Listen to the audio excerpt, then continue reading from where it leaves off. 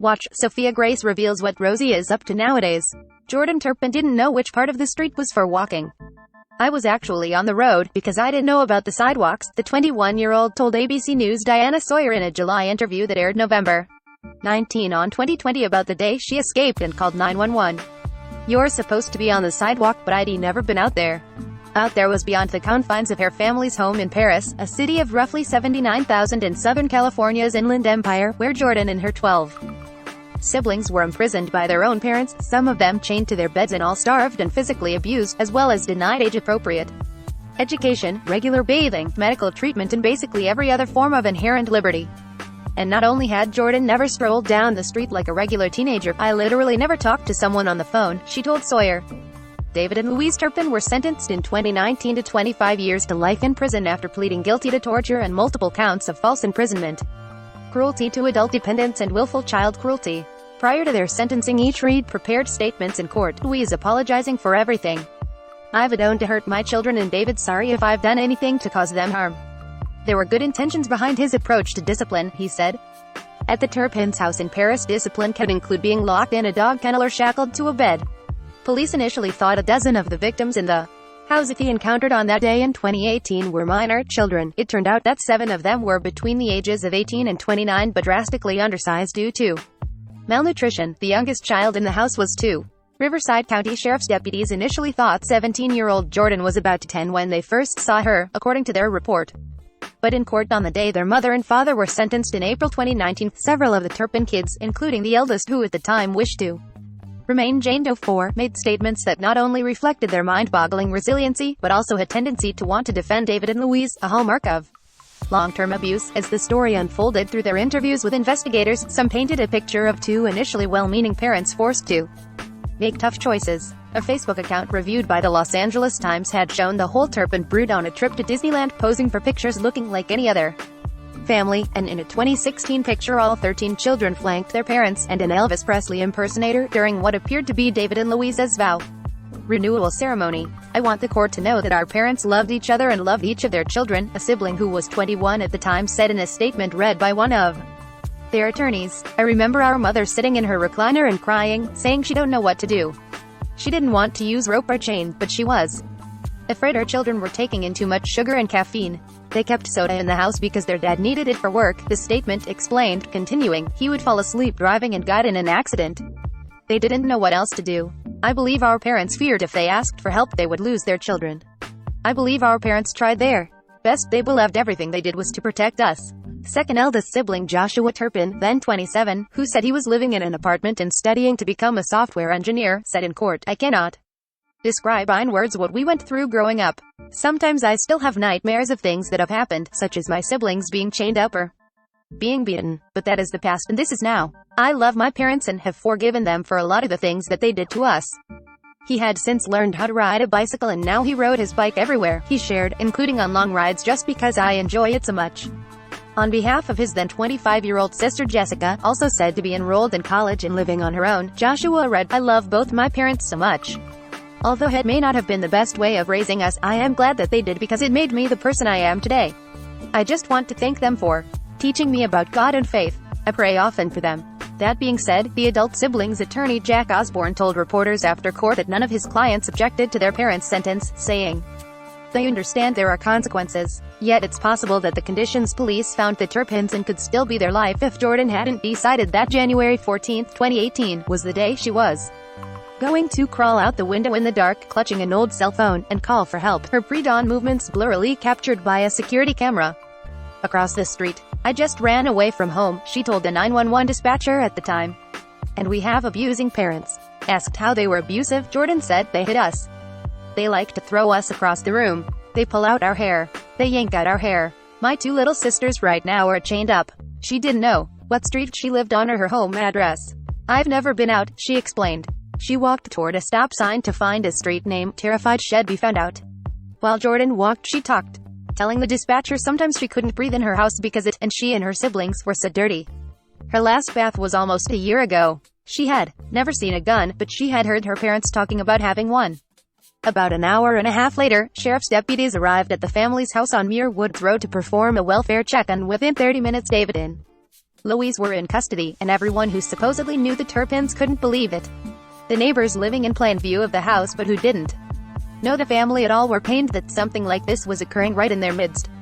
The kids' paternal grandparents, James and Betty Turpin, told ABC News from their home in West Virginia that they hadn't seen David and Louise in 4 or 5 years, but they were surprised and shocked. Ivan Trahan, an attorney who represented the couple in a 2011 bankruptcy filing, told the Los Angeles Times they seemed like very normal people who fell into financial problems and they spoke highly of their children.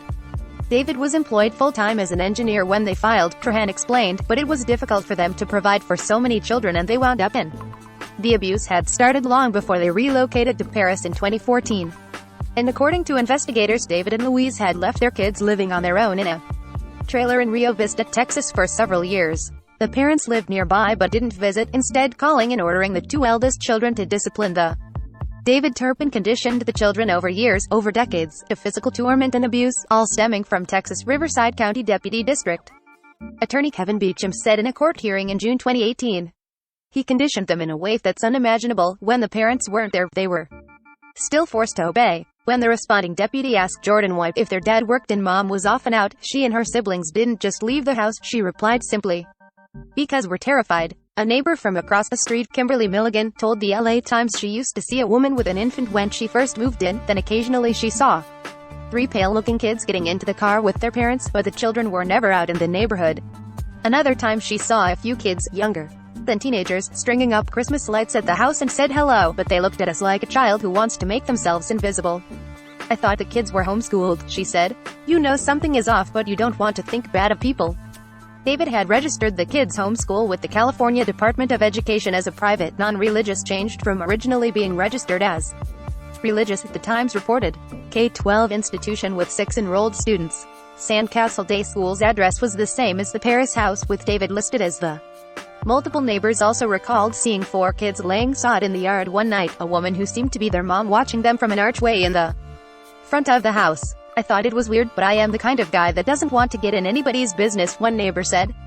Jordan and her older sister Jennifer Turpin, formerly Jane Doe 4, the eldest Turpin sibling, sat down with Sawyer last month for their first interview since escaping what was quickly branded the House of Horrors. Though, sadly, it's hardly the only dwelling of its kind or the only situation in which children were being terrorized by the people they're supposed to be able to trust most in the world. In September 2018, Susan Von Zabern, the longtime director of Riverside County's Department of Public Social Services, stepped down amid rampant criticism of the job her department was doing, as well as 2 lawsuits alleging negligent child abuse investigations in other cases. In the wake of the Turpin discovery, Von Zabern had said that Jordan's 911 call was the first opportunity we had to intervene. Jordan recalled on 2020 of her 5:49 a.m. climb out the window. "That was my only chance. At least if something happened to me, at least I died trying. I think it was us coming so close to death so many times that finally gave her the courage to run," she explained. "I wanted to help everyone." Jordan remembered feeling very worried that the deputy who responded to her call about 22 minutes later wouldn't believe her. And at first, as seen in his body cam footage shown on 2020, he does ask if her parents knew that she was out of the house and if she was on any medication. "Pills," he clarified when she cited she didn't know what medication was. The answer was no, she had never taken any pill ever as far as she knew. Riverside County Sheriff's Deputy Anthony Collis was nearing the end of his overnight shift and had thought this call would be a routine return to the runaway to her house. But Jordan had pictures on her cell phone of her sisters chained up. He radioed for assistance and soon enough he saw the whole haunting scene for himself. It seemed that the mother was perplexed as to why we were at the residence, Riverside County Sheriff's Captain Greg Fellows told reporters after the Corona Regional Medical Center Chief Executive Mark Ufford, who said 5 female and 2 male adult siblings from the house were being treated at his hospital, described the patients as very friendly and very cooperative, and I believe very hopeful that life will get better for them after this event. Ufford also noted that, in all his years in healthcare, had never seen anything like what was encountered at the Turpin house. Jennifer, now 33, told Sawyer she first felt really free when she heard music playing in the hospital and got up to dance. She and Jordan and another sister went to a park afterward for the first time, and Jordan recalled thinking, "How could heaven be better than this?" And no matter what happens to them moving forward, Jennifer said, "Nothing's ever going to be that bad. Nothing's going to be as bad as 29 years in what the only word I know to call it is hell." Meanwhile, an investigation is ongoing into how the siblings have fared in Riverside County in the wake of their parents' arrest, with Jordan telling Sawyer in July that she didn't really have means of buying food, but older siblings were helping her out since her release from foster care and she had temporary housing through a school program. More than $600,000 in donations poured in several years ago as people learned of the Turpin kids' plight, as well as countless offers of complimentary services, such as dental work, but according to what several siblings and county employees have told ABC News, the Turpins have been unable to access most of the funds. I had to pass on those referrals to the Child Protective Services workers and the hospital, Melissa Donaldson, Director of Victim Services in Riverside County, told ABC News. David Scott of the offers of free care, and none of them were utilized. County officials, citing court-ordered privacy and sealed records, refused to explain to ABC News how the fund worked or how decisions regarding the siblings' care had been made. So the spotlight is now back on the county social services that are supposed to be in place to protect the most vulnerable. Acknowledging the holes in the system, District Attorney Mike Heston, who prosecuted their parents, told Sawyer, "That is unimaginable to me, that we could have the very worst case of child abuse that I've ever seen, and then that we would then not be able to get it together to give them basic needs." He added, "If we can't care for the Turpin victims, then how do we have a chance to care for anyone?"